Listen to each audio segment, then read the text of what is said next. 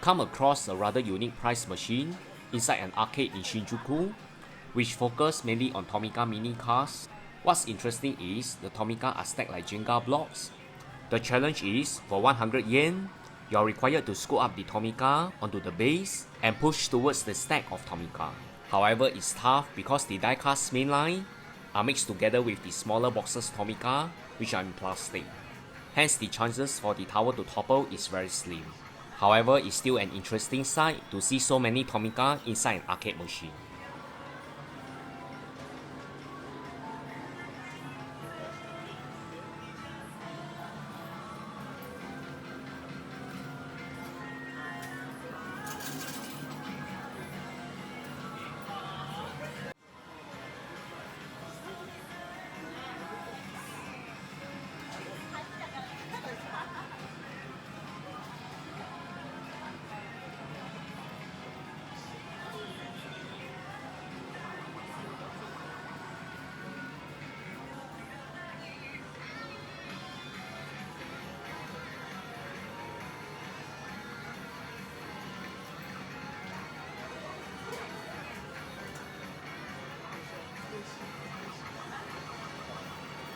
More videos coming, and remember to like, share and subscribe to this channel.